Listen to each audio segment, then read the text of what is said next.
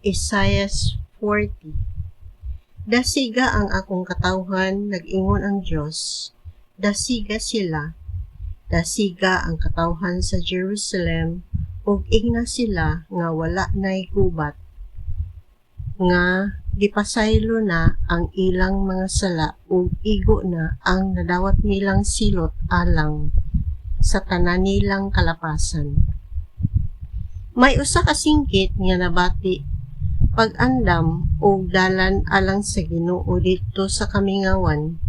Himuan ninyo ang dalan didto sa deserto alang sa atong Dios. Abunuhi ang tanang walog, pataga ang tanang bukid. Ang kabungturan mahimong patag ug ang dapit nga gansangon mahimong hapsay. Unya ipadayag ang himaya sa Ginoo ug makakita niini ang tanang tawo kay ang Ginoo maoy nagsulti niini. May usa ka tingog nga nag-ingon, isangyaw, ug miingon ako, unsa may akong isangyaw? Isangyaw nga ang tawo sama lamang sa sagbot ug sama lamang sa bulak ang iyang katahom. Malaya ang sagbot ug malarag ang bulak. Sa dihang padad-an kini sa Ginoo ug hangin, wala gayoy kalainan sa sagbot ang tawo. Malaya ang sagbot ug malarag usab ang bulak apan mulungtad hangtod sa hangtod ang pulong sa atong Dios.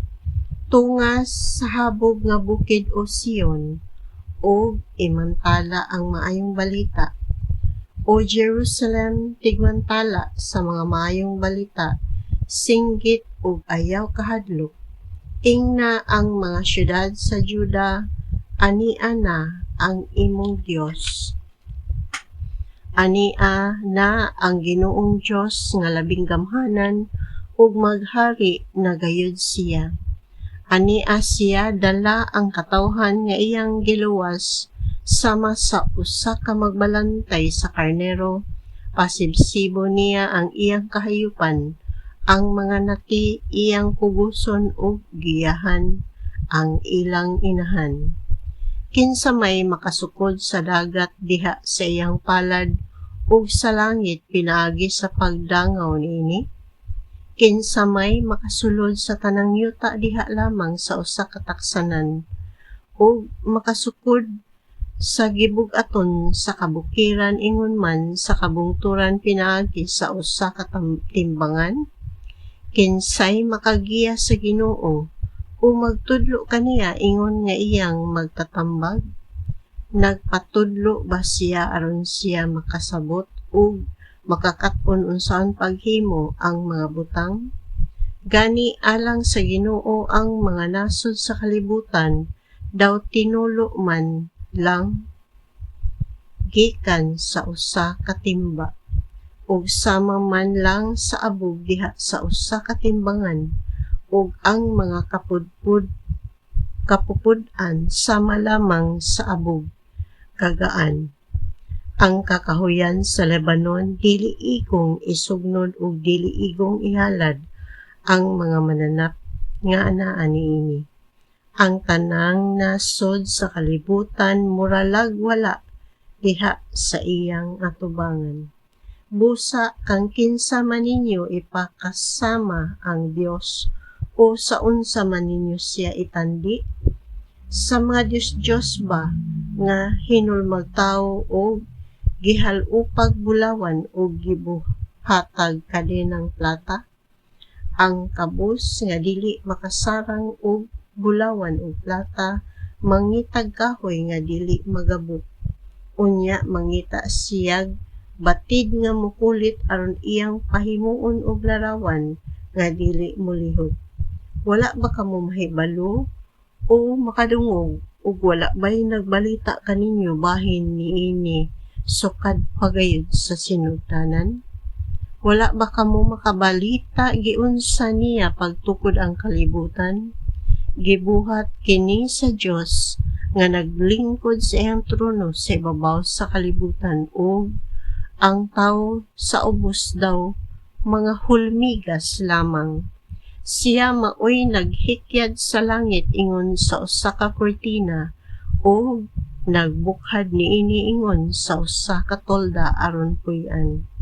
Siya maoy mulangkat sa gahom sa mga hari sa kalibutan. Sama sila sa mga tanom, bag-o pa lang nga gitanom o gipugas o wala pa gani makagamot. Mga laya dayon sila inikhuros sa hangin o ipadpad sila sa bagyo nga daw mga ugot lamang. Busa kang kinsa man ninyo itandi ang balaang Dios, aduna bay sama kaniya? Hangad kamo sa langit. Kinsay nagbuhat sa kabituonan?